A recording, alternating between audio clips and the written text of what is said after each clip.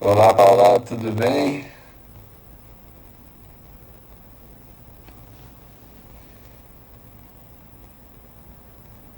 Boa noite a todos, boa tarde ainda a todos e todas. Ernesto já entrou, já vamos começar.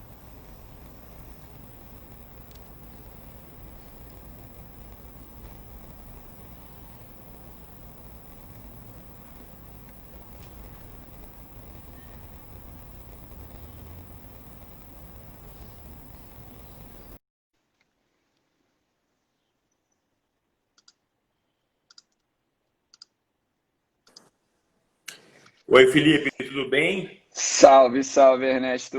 Boa tarde, amigo Legal. querido. Tudo bom? Tudo ótimo, cara. Prazer estar com você aqui. Pô, Sensacional. prazer todo meu, amigo. Primeira vez que eu inicio uma live, acredito. Tô muito atrasado, né, cara? Felipe, você foi convidado em inúmeras lives, né? Sensacional. É. Agora está iniciando. Primeira vez que eu inicio uma, amigo.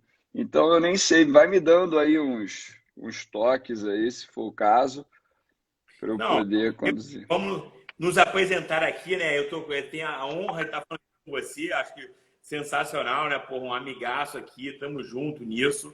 Cara, voltamos ao nosso assunto, né? Eu acho que esse assunto aqui é pauta do Felipe há muito tempo, doutorado, doutor nesse tema de digital. Eu doutorando, né? Um passo atrás ainda, mas é um tema que a gente gosta muito, que é a economia digital. E acho que a ideia é a gente trazer mais um pouco aqui, agregar um pouco o debate com essa discussão, né? Eu acho que o caminho é esse Ah, e trazer novidades sobre isso, né? Eu acho tipo exato. o foco nosso sempre foi a economia digital não para, né? É impressionante. Por mais que você queira acompanhar, sempre tem uma coisa nova, é um app novo, um programa novo, um debate novo, não foge disso. E É. mais uma vez estamos juntos aqui, cara, aquela felicidade que a vida junto com o Felipe. Pô, felicidade toda minha, Ernesto. Os debates estão gerando muitas ideias boas, né? A gente tem que registrar isso depois, né? Porque, enfim, a economia digital está se movimentando, né? Todos esses assuntos ou subassuntos estão ganhando a cada dia novos episódios, né? Novos desdobramentos. Então a gente tem que ver uma forma da gente registrar isso também depois, né? Com certeza, com certeza. Acho que a ideia é fazer com que isso depois vire pelo menos um caderno de tributário, uma discussão, tipo, algo escrito também, porque eu acho que é importantíssimo. E Sim, a gente conversou um pouco, né? Falar um pouco sobre tributação de dados. Eu acho que esse é um tema que não foge do noticiário, né? Não foge já há muito tempo da pauta da tributação internacional, mas é algo super importante entender um pouco como é que está isso no dia a dia, né? Eu acho que é, economia digital é o futuro, né? Ou mais, é o presente, né? Ainda mais na pandemia. E a tributação disso é relevantíssima a gente entender um pouco como é que ela segue, né? Eu acho que é super legal esse ponto, não tem como fugir disso. exatamente. E uma coisa que é muito interessante relacionada aos dados e que desperta muita curiosidade de todo mundo, porque afinal a gente está falando de como as nossas informações, a nossa vida é compartilhada e comercializada no âmbito da digitalização da economia. Quando a gente começa a estudar dados na economia digital, a gente sabe, a primeira coisa que surge, né, como fonte de pesquisa são as redes sociais, assim, captação de dados e tendências de consumo nas redes sociais, né, de modo que, ou seja, a gente está usando uma rede social nesse minuto, nesse segundo, que pode estar captando informações de todos nós, e essas informações, em pequena ou grande medida, serem utilizadas para venda de inserção de publicidade, para futuras campanhas, né, para o mercado, e aí a gente pode ter vários mercados, o mercado brasileiro, o mercado de advogados e advogadas, o mercado jurídico, enfim, vários mercados, a gente não sabe como essas informações são depuradas, eu acho que esse é o nosso pontapé inicial, né, Ernesto? Assim, falar como é que você enxerga os dados, né? Para você, quando a gente fala dados, acho que você podia, se você puder falar um pouquinho para a gente, eu também queria falar um pouquinho, e também dos desafios, mas começa por você, que você é um cracaço, te ouvir um prazer. Eu acho que é sensacional. O ponto é muito interessante, né? A grande questão inicial é o seguinte, cara, dados, em princípio, não têm um valor definido, né? Assim, é diferente do que se, eu vou tributar um aplicativo, eu vou tributar uma prestação de serviço, eu vou tributar uma venda de mercadorias pela internet. Você tem um valor, você está discutindo isso, né? Dados, ainda hoje, é algo que é muito fluido, né? Quanto é que vale o dado, né? Quanto é que vale os meus dados de acesso à internet? Quanto é que vale os meus dados de compras na internet? Quanto é que vale os meus dados de pesquisa na internet? Então, tipo, é algo que é fluido ainda. E aí a gente tem um grande ponto que talvez no mundo atual, mundo contemporâneo, a gente não viu essa discussão há algum tempo já, né? Como é que eu tributo algo que não tem um valor determinado? Né? Então, assim, como é que eu faço para discutir isso? Né? Eu acho que esse é o primeiro desafio, né? Eu acho que é um desafio Sim. que vai surgir muito ainda. É um desafio que a gente tem hoje com os dados, mas eu acho que no nosso futuro a gente vai ter muito isso. Questões e pontos que não têm um valor determinado. Então, assim, eu não sei quanto é que vale os meus dados. E aí, de repente, alguém vai pegar e vai usar os dados do Ernesto lá, o Ernesto, a conta do Ernesto, etro@gmail, ou etro@hotmail tal, e ele vai repassar isso para alguém. Qual é o valor disso? Eu não sei, eu não paguei por isso, alguém não me cobrou por isso, mas com certeza isso tem um valor.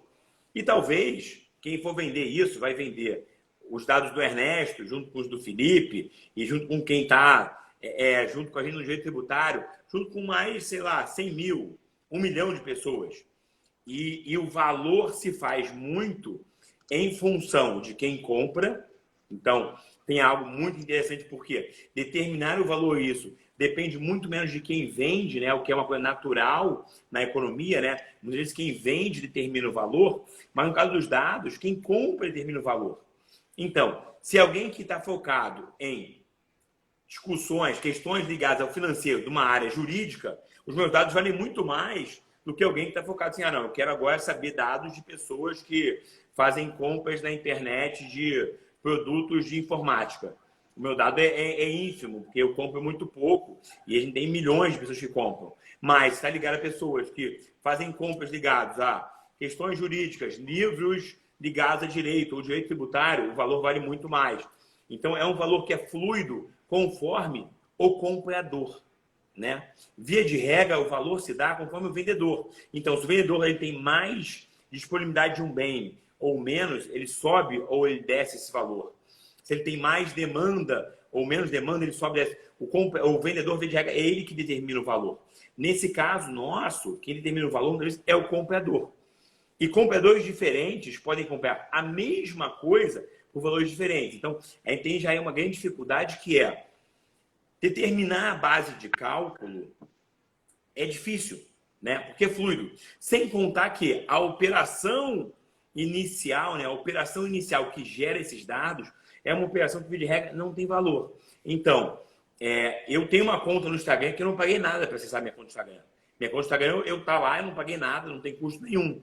O Instagram, em princípio, tem a minha conta, utiliza isso que eu faço, ele vende, tem propaganda, tal, mas ele não me cobra nada. Os meus dados, como é que ele determina o valor disso? Né? Não tem, tipo, qual foi o custo da matéria-prima, o custo para determinar isso. Então, esse é o primeiro grande problema, o grande imbróglio ligado à tributação de dados você tem algo fluido que possui uma valoração muito diferenciada conforme o destino.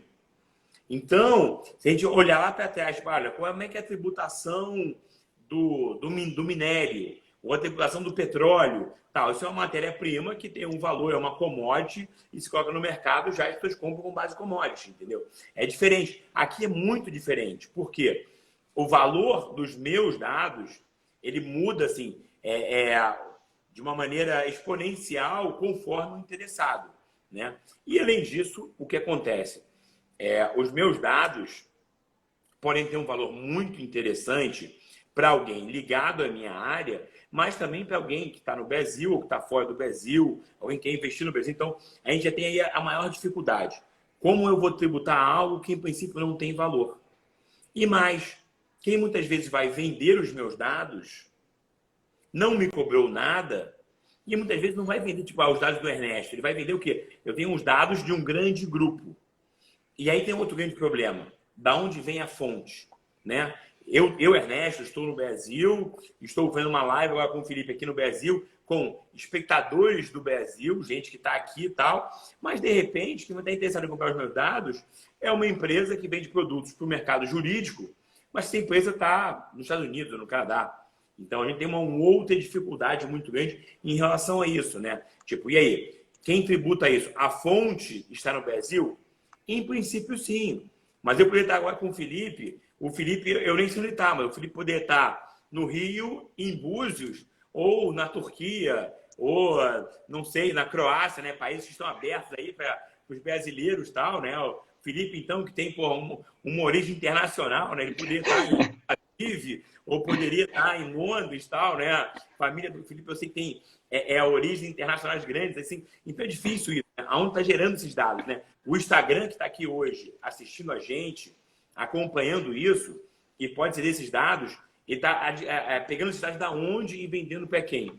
Então a gente quebra muitas barreiras tradicionais em relação aos dados, né? Então, essa é uma grande dificuldade, né? Como é que a gente tributa isso, né? Quais são as dificuldades em relação a isso?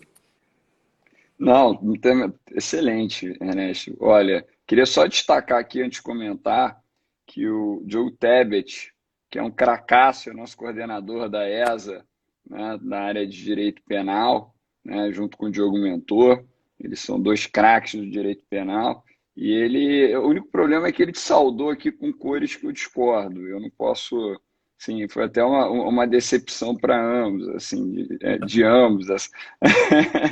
Entrou o Gustavo da Gama, entrou o Sérgio Coelho, nosso diretor da ESA, entrou a professora Raquel Rinaldi, aluna ali, muita gente muito fera, muito querida, muito amiga, enfim. E todos sintam-se aí abraçados. E, Ernesto, eu concordo totalmente. Tanto é que, sim, recentemente saiu um artigo que eu gostei muito de ler, é simples, porém bem interessante, simples no sentido do tamanho, né? O tamanho, ele é sintético, mas muito interessante, do John Winterhalter e do André Nickler, que, sim, um da área jurídica e o outro é da área de TI. Né? Então, isso que eu achei mais interessante no artigo, a gente tem vários artigos publicados sobre esse tema ao redor do mundo, não vou deixar de destacar o artigo da Tati e da Dani, minhas queridas amigas de UERJ, também publicaram uma coletânea coordenada pelo Gustavo da Gama. Enfim, a grande dificuldade dos dados está exatamente nesses desafios que você bem colocou. Eu achei perfeita a sua colocação. Assim. Você primeiro precisa localizar esses dados. De que dados nós estamos falando? Que tipo de informação está sendo tratada ou comercializada? Segundo, a avaliação desses dados. Então, quando a gente fala em dados, eu já queria, assim, numa visão mais abrangente, dizer que a gente pode estar falando desses dados coletáveis na internet, mas também os dados objeto de alguma inovação tecnológica que traga inegável utilidade para a sociedade, como, por exemplo, o IoT. Então, você também tem a utilização de dados e a circulação deles, como numa hipótese, num exemplo cotidiano, como numa geladeira inteligente. Né? Também é a transmissão de dados ali, mas aí já é um dado que a gente consegue identificar, localizar e talvez até precificar, né, Ernesto? Porque a gente sabe quanto custa uma geladeira com ou sem inteligência artificial. Então, Claro. você consegue, de alguma forma, até precificar, mas os grandes desafios no mundo, né, para os dados circulam esses três, me parece, três pilares. A localização dos dados, a avaliação dos dados e o controle dos dados, como os autores bem colocaram. Eu achei interessante porque eles sugerem, e aí eu cito para criticar, né? Eu acho que é muito bom quando alguém levanta uma bola para a gente chegar cortando, né? É bem melhor, né?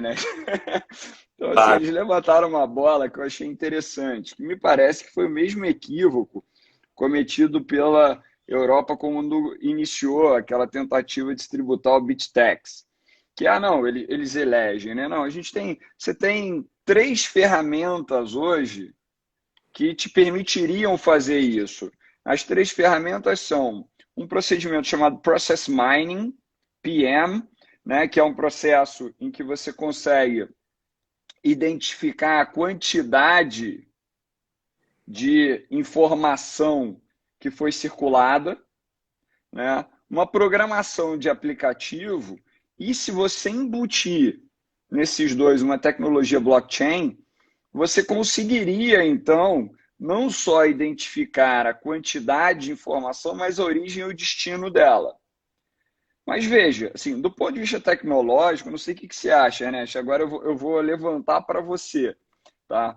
Sim, do ponto de vista tecnológico, ok, mas o que se consegue aferir, além da origem e do destino das informações, é a quantidade de bits, bytes, megas, gigas.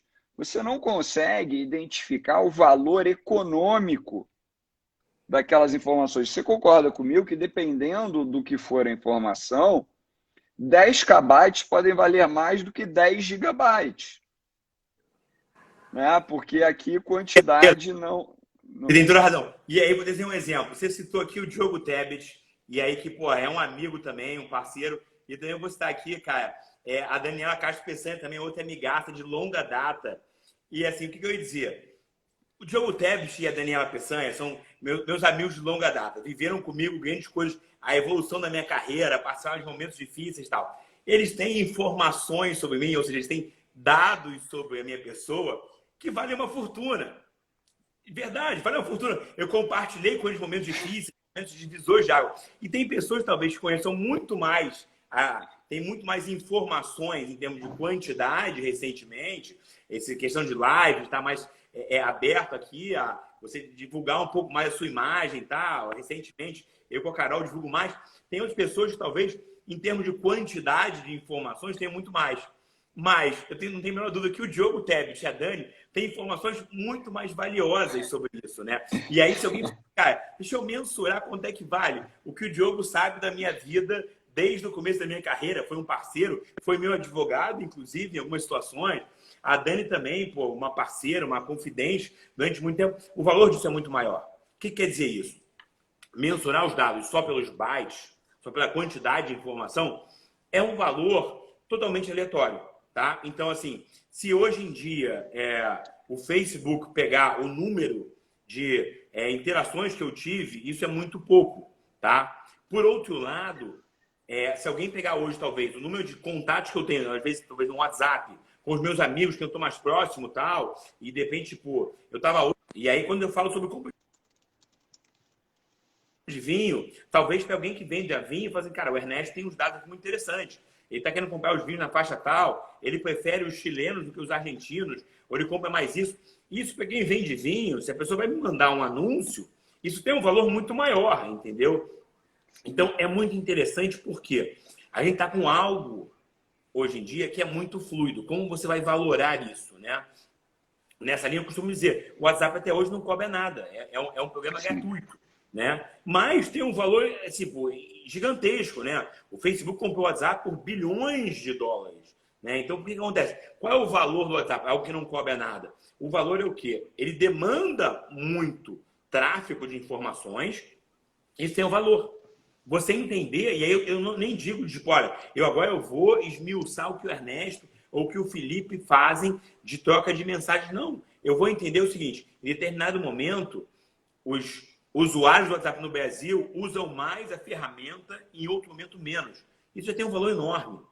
E aí eu não estou usando o dado específico do Ernesto ou do Felipe, mas eu tenho um dado geral que já tem um valor muito grande. Tá? Então, o que acontece? Por saber que em determinado momento as pessoas estão mais no WhatsApp ou menos, eventualmente para uma rede de televisão, e saber, ó, nesse momento eu vou colocar um programa de TV, as pessoas assistirem, cara, esse talvez não seja o melhor momento. Porque nesse momento as pessoas estão trocando mensagem no WhatsApp. Exato. Ou, de repente, nesse momento, eu vou fazer uma mídia na internet, porque eu sei que as pessoas estão ali na internet, então, de repente, eu vou puxar elas para o meu programa.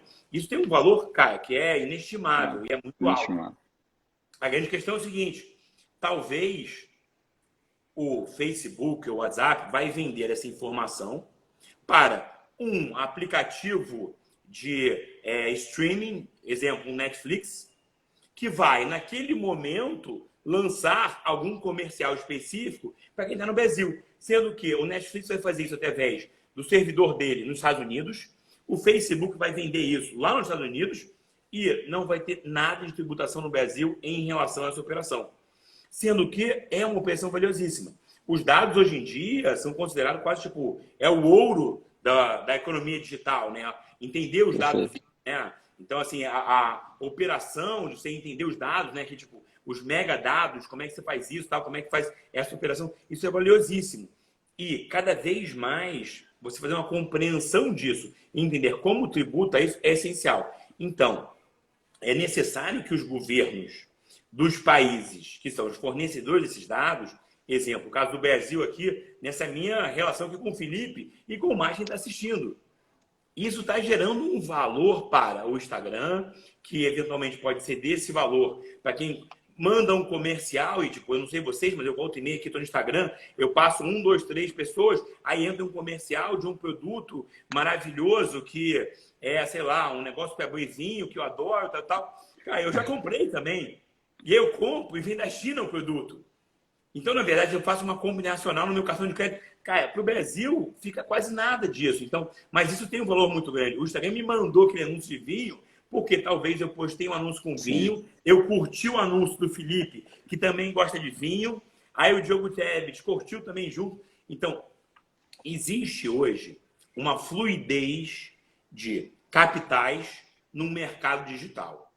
E, junto com isso, uma valoração incrível dos dados.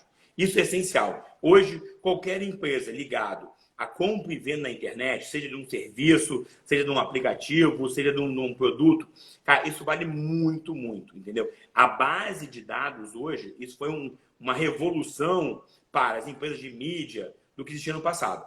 Então, é evidente que tem um valor muito grande, tá? Não é à toa que, por exemplo, o Facebook comprou o Instagram, comprou o WhatsApp. Por quê? Por causa dos dados. Os dados é essencial. Tanto o Instagram quanto o WhatsApp, quando o Facebook comprou, tinha zero de propaganda, não tinha nada disso. Eram os dados do usuário, que são muito valiosos. E aí, como é que a gente tributa isso? Quais são os limites para tributar isso? Tá? Assim, indicando já um pouco a minha análise do assunto, é que a gente precisa entender a fonte, né? A fonte é essencial.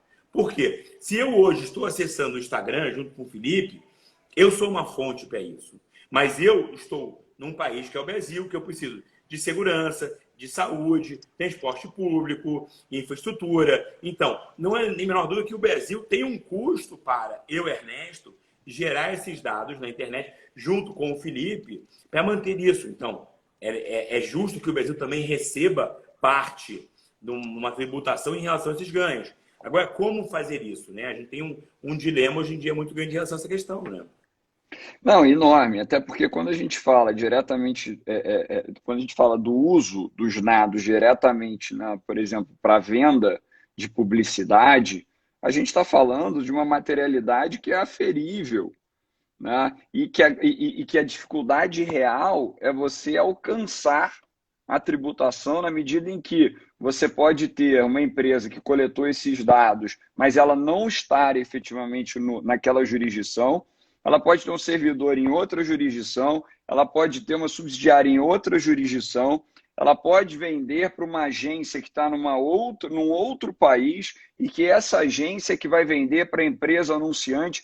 Então, você tem um grande ciclo nessa cadeia de venda de informações que dificulta, de modo que, por isso que eu acho, Ernesto, que sim, só um consenso internacional viabilizaria isso. E até porque tem um outro lado também da captação de dados, que é o seguinte, digamos, na era pré-internet, ok? Você, Ernesto, advogado, quer entender se vale a pena ou não vale a pena abrir uma filial. Vou dar um exemplo aqui, no estado do Ceará. Aí você vai lá, manda pessoas da sua equipe, né, pede para que pessoas da sua equipe, ou você mesmo, vai até o estado do Ceará, conversa com as pessoas, né, faz pesquisas, visita escritórios de advocacia, visita empresas, entende se vale a pena ou não, tá? Capta reúne aquelas informações para sua tomada de decisão. Ou seja, o que eu quero dizer é, os dados, eles já eram coletados anteriormente. Uma coisa é você vender tendências de consumo, mas a gente não restringe a utilização dos dados para tendências de consumo ou para inserção de publicidade. A gente pode inserir, por exemplo, numa pesquisa para desenvolvimento de P&D, desenvolvimento de uma tecnologia.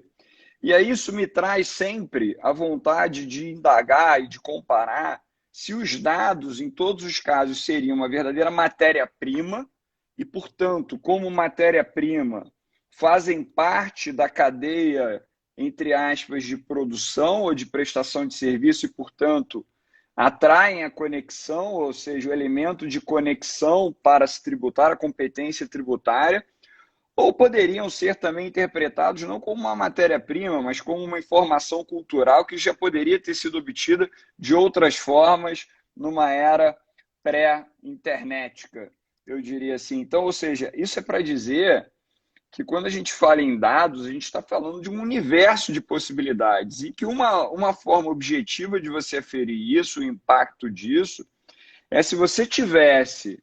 Hoje a gente já tem um ambiente global transparente. Hoje a gente já tem troca de informações. Mas se a gente tem não só uma troca de informações, mas um rateio de competências tributárias, ou até um rateio só da receita tributária, como a gente já falou em outros encontros, baseado, e aí eu não vou nem adentrar no pilar 1 e 2, tão só, lucros não rotineiros, etc. Mas no pilar 2, quando a gente fala em tributação mínima global, você fala, sim, em se verificar se determinadas empresas estão recolhendo menos tributos em determinadas jurisdições. Imagina se a gente pudesse abrir, né, a caixa de segredos, não são segredos, né? Mas, enfim, como eu disse, o mundo é transparente, mas se pudesse abrir as declarações e se ratear as competências ou as receitas de acordo com a riqueza gerada a partir de determinado país. Então, por exemplo, se o Brasil, por meio de uma cooperação internacional, pudesse fiscalizar, no ambiente fiscalizatório comum, uma empresa que está nas Bermudas e perguntar o seguinte: quanto de informações brasileiras foram vendidas para outras empresas? E, portanto, dali se aferir efetivamente o quanto mais do que se criou valor, se gerou receita. Porque o problema da criação de valor é a sua imprecisão quantitativa. Porque criar valor, muita coisa cria. Tudo que, de alguma forma, agrega atratividade a um determinado produto ou serviço, que faz com que uma pessoa queira consumir, cria valor. E até, como a administração e economia já estudam há mais tempo, até a relação daquela empresa com seus concorrentes, com os seus fornecedores. Por exemplo, uma empresa que tem uma cadeia de fornecimento de matéria-prima de primeira linha e condições de aquisição, de compra, enfim, com pagamento a longo prazo, etc, etc. Isso tudo construído ao longo do tempo. Isso cria valor para aquela empresa também. O problema da criação de valor é o aspecto quantitativo. Tudo bem, ok. O quanto disso gerou riqueza? Agregou valor indiscutível, mas o quanto isso gerou. E para a gente definir se a gente vai tributar. Oi? Isso faz muita diferença, Felipe. Eu acho que é essencial entender isso, por quê? Você tem toda a razão. Talvez no passado poderia vir um pesquisador no outro país e fazer uma pesquisa no Brasil para entender, cara, o quanto que as pessoas compram mais vinho ou menos, tá? E essa pessoa viria aqui no Brasil e faria uma pesquisa sem nenhum custo, tal, faria uma pesquisa aqui, e levaria para fora do Brasil. E aí também não tributaria nada no Brasil. Isso, e ele faz, então talvez hoje também ter os dados na internet não ter tributação. Qual é o grande diferencial? Hoje em dia, a matriz financeira saiu muito do produto em si e passou a ser muito mais ligada ao serviço em si, à informação. Então, isso faz muita diferença. de águas em relação ao mundo. O mundo moderno tem muito isso, entendeu? Então, acho que isso é algo muito importante para a gente poder identificar, né? Acho que é essencial você saber assim, cara, a gente mudou, e aí, em função da nossa mudança, a gente precisa ter outras informações. A gente precisa muito, muito de saber o seguinte, cara, a nossa maneira de cobrar hoje, a maneira de faturar hoje está diferenciada. E também a tributação tem que mudar. Tem que pegar a tributação como era na maneira clássica, ela mudou hoje. A receita diminuiu muito. Então a gente precisa muito entender uma nova maneira de tributar para justificar isso, entendeu? É algo fundamental. Não, você tem toda a razão, até porque, e não por isso, né, as propostas de reforma tributária já falam em uma tributação, numa mesma espécie tributária, um mesmo tributo de bens e serviços. Porque hoje é completamente impossível você identificar, né, se é um bem ou um serviço, como, por exemplo, o software, os dados. O que são os dados? Né? A gente pode falar que os dados são uma infinidade de coisas, dependendo da sua utilização efetiva. Né? Então, um caso que foi muito interessante nos Estados Unidos, que foi o caso Qualcomm, Inc., lá que era uma empresa prestadora de serviços de rastreamento de caminhões, informações sobre frota, mas basicamente você não tinha só rastreamento do seu caminhão, né? Você tinha absolutamente acesso a informações de tráfego, você tinha informações em tempo real das condições mecânicas do seu veículo, você tinha informações e era uma espécie de rede social, né, em que as pessoas podiam se comunicar, os caminhoneiros podiam se comunicar entre si para avisarem acidentes, intercorrências, etc. E lá nos Estados Unidos, esse caso, por que ele é tão interessante? Porque dois tribunais, tanto de Washington quanto do Tennessee, decidiram de forma diametralmente oposta, Ernesto. Então, o Tribunal de Washington entendeu que aquela atividade era uma atividade provedora de acesso a redes de telecom, e o Tribunal do Tennessee decidiu que não haveria que se falar em telecom, que isso era acessório e que o serviço, o core business deles era rastreamento. Então, é um grande diferencial que é isso, né? É importantíssimo ter esse registro, porque você passa a mudar a matriz de tributação. Né? Você passa o que você entendia que era um caminho, você passa a mudar esse caminho para tentar entender isso, né? É relevantíssimo isso, né? Exato. Assim, eu acho que esse problema ele escancara a necessidade de, primeiro, modernização da legislação e, segundo, uniformização da legislação. Porque o grande risco disso tudo é que se a gente, como depende necessariamente de troca de informações internacionais para você identificar essas operações online, ou você tem um consenso com os demais países que resguarde a justa arrecadação para cada um deles, o que vai acontecer na prática é ou ninguém tributa ou todo mundo tributa. Uhum. Então você tem aquelas duas opções, temidas pelo sistema tributário. A dupla não tributação e a dupla tributação. Uhum. Você concorda ou não? Concordo. Eu acho que é um risco muito grande de você, de fato, você não conseguir identificar a melhor tributação. Porque você fica perdido no meio do caminho para saber aonde, de fato, você vai tributar. E aí, no meio do caminho, o que acontece? A chance cara, você cometeu um erro, entendeu? Então, existe um risco muito grande de, cara, só, na hora de eu vou identificar a maneira melhor de tributar, eu não vou saber como tributar. O formato é outro, entendeu? Então, o que eu acho? Eu acho que é importante se pensar formular sistemáticas novas, não tentar encaixar uma sistemática antiga, entendeu? Então, acho que é muito importante isso, você conseguir identificar como você lida com isso, entendeu? Como é que você vai fazer para tributar isso, que não é mais a sistemática antiga. Tem que ter algo novo isso, um formato novo para você tributar isso. Eu acho que o principal é você identificar que a maneira como se tributava antes não funciona. Então, os dados como eram tributados, talvez, eram uma maneira desnecessária.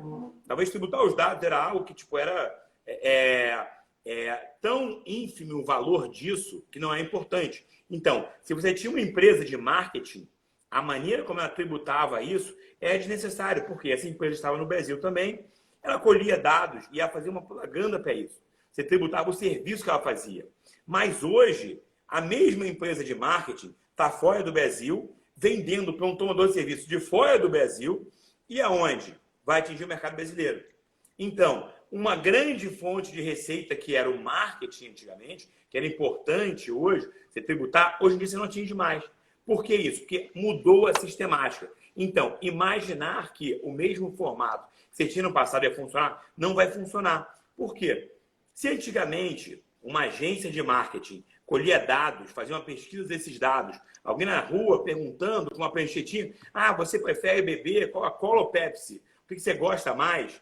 Isso é indiferente. Por quê? Essa agência ia vender ou Coca-Cola ou Pepsi, um comercial, que ia ser tributado no Brasil, porque tem uma transferência de renda no Brasil sobre isso, teria uma tributação de serviço sobre isso, ia ter uma venda de Coca-Cola ou Pepsi no Brasil, que pagaria ICMS sobre isso. Isso estava fechado. Hoje em dia, o produto não é mais Coca-Cola ou Pepsi. O produto é um aplicativo que não está no Brasil, a coleta de dados não é mais feita na rua, não tem uma prestação de serviço, ela é feita pela internet por uma empresa que pode estar em qualquer outro país, coleta os dados dos brasileiros, vende para uma outra empresa também fora do Brasil, que vende um aplicativo para os brasileiros. E aí o que acontece? Tem toda uma cadeia de renda que era facilmente tributada no Brasil, que deixa de ser. E aí o que acontece? Você passa a ter, de fato, uma ausência de renda tributária no Brasil, que, se for pensar a longo prazo, pode fazer muita diferença. Porque hoje em dia, boa parte da renda está focada nesse mercado digital. Então, a gente tem um problema quanto a isso. Como encarar esse problema? Precisamos de formatos diferentes do que já tinham. Precisamos de uma outra sistemática de cobrança. É interessante também a gente abordar a partir do prisma da OCDE, né? Porque a OCDE dividiu a utilização dos dados entre dados publicidade, né, dados PID e dados IoT. E a divisão que a OCDE fez em 2018 foi no sentido de que IoT é tudo aquilo que demanda a transmissão de dados, mas não nos dispositivos comumente utilizados, como tablets, notebooks, celulares, né, e etc.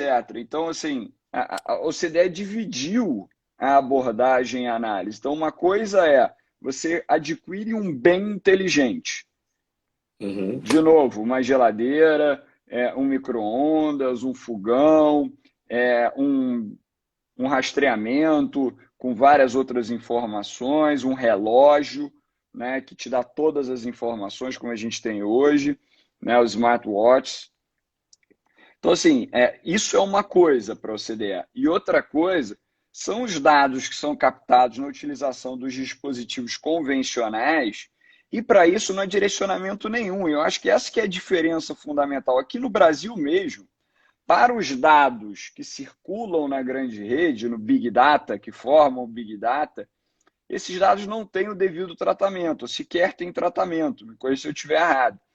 Mas quando a gente fala de IoT, a gente já tem o Decreto 9854 de 2019, que prevê o Plano Nacional de Internet das Coisas e que já conceitua o que é Internet das Coisas no Brasil. Então, diz lá o artigo 2º, inciso 1, que Internet das Coisas é a infraestrutura que integra a prestação de serviços de valor agregado ou de valor adicionado com capacidade de conexão física ou virtual de coisas com dispositivos baseados em tecnologia da informação e comunicação existentes e nas suas evoluções com interoperabilidade.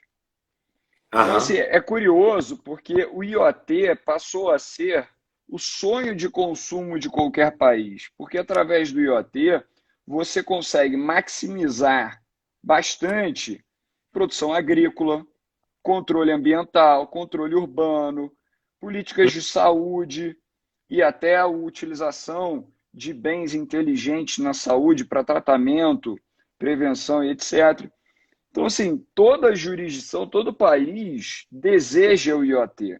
Enquanto que para os dados dos particulares, das empresas que estão transitando sem qualquer barreira virtual, não já se verificou que tem um vulto econômico enorme, mas Uhum. ninguém ainda, me É, parece, hoje ousou em dia, né? tentar dar um tratamento a isso, né? Uhum. Não, isso é gigante hoje em dia. A verdade é que assim, é um caminho sem volta já, né? Hoje em dia, a troca de informações, e aí você falou da geladeira, mas não é só a geladeira, é desde, sei lá, vai ser a sua torradeira que mostra isso, o seu armário que informa se acabou ou não comida. Cara, isso é gigante isso. E os dados disso também, o valor que tem em relação a isso, é muito grande, né? Imagina uma rede de supermercado saber quando, tipo, olha, acabou a batata na casa do Ernesto. Cara, eu vou mandar para ele uma informação que é uma promoção para isso. Cara, o valor disso é absurdo, né? É gigante sobre isso. Então, Total. isso é muito grande. Por quê? O que eu diria, as commodities, mas as commodities não só as commodities no princípio básico, né? Petróleo, soja, trigo, mas as commodities no segundo sentido, que cada vez mais as mercadorias vêm muito commodities. Assim, tipo, a batata frita hoje é uma commodity. Então, tem um valor ali que tá, cara, que você não pode muito daquilo. Isso hoje em dia é o menos valioso. O mais valioso é você ficar. Quando eu posso oferecer para o Ernesto batata frita, porque acabou a dele, ele vai querer mais. Qual é esse momento? O valor disso é muito maior do que o valor de algo que você plantou lá no campo, você levou para a fábrica, você limpou, você fatiou, você fritou, você colocou uma embalagem. Esse, no fundo, é uma commodity. Então, entender que o valor da IoT, por exemplo, é muito maior hoje em dia do que o valor do produto em si, é algo relevantíssimo, né? Então, isso faz muita diferença, né? A gente tem hoje no mundo um momento onde as informações têm um valor muito maior, né? Então, hoje em dia, você vende muito mais uma bolsa, por exemplo, em função da marca, do que da qualidade dela. As pessoas compram uma bolsa, não é porque ela segura, em vez de 10 quilos, 20 quilos, ou porque ela tem uma alça mais resistente, ou o que for tal. Elas compram porque tem uma marca lá, chamada Gucci, ou Chanel, ou Louis Vuitton, tal, que vale muito mais. O valor é muito, muito maior. Então, a gente precisa entender essa mudança no mundo e mais, eu preciso tributar essa fonte de renda. A fonte de renda hoje das bolsas não é mais o quanto de couro tem, qual é o valor ali, é a marca que tem. E da mesma maneira, hoje, se eu estou pensando em garrafa de água, o valor maior não é o quanto que uma garrafa vale mais ou não, mas é o quanto, tipo, eu consigo vender aquela garrafa para o Ernesto quando acabou a água na casa dele. E ele vai pagar mais porque aquela garrafa vai chegar antes para ele. E aí tem uma Sim. tributação sobre isso que a gente precisa entender. O que eu vejo que é um diferencial? Primeiro, os estados, aí eu falo assim, os estados de uma maneira geral, por exemplo, é um deles, entender que essa informação é muito valiosa. Porque a cadeia financeira tem muito mais nisso. A garrafa de água continua valendo R$ 2. Só que o supermercado vai cobrar talvez muito mais uma garrafa de água para mim se tiver uma informação da minha geladeira assim, ó, a água do Ernesto está acabando. Vende para ele, porque se ele ficar sem água, ele vai sentir falta disso. Então, isso é muito importante. A parte de serviços, né? E aí eu digo serviços entre aspas, as funcionalidades ligadas à internet como um todo são muito mais valiosas, tá? E Ernesto, infelizmente, assim, eu digo isso com muita tristeza no coração, até porque além de todo esse contexto interessante que a gente está discutindo, o Jalber bem disse aqui que você já falou de vinho, batata frita, você está deixando todo mundo com fome. E o Instagram está me avisando que a gente só tem agora, exatamente, eu vou até esperar para falar, 1 minuto para encerrar. Eu achei que fosse 1 hora, agora são 45 minutos, uma live. Não, está reduzido, né? Você vê, a gente não tem É, mais, então, né? Tá difícil isso. tá reduzido, tá concorrido, o servidor tá caindo, tanta live. Mas, enfim, eu acho que assim, essa discussão expôs, né, o quão interessante é o assunto e quão é urgente que haja um debate inclusivo e técnico dessa questão na seara legislativa. Você não concorda? Se você puder, em 15 segundos, se despedir, eu já me despeço de todos. Muito obrigado a todos que nos assistiram. Ernesto. Eu agradeço muito, Felipe. Acho que esse debate é sensacional. Você tem toda a razão. a diferenciação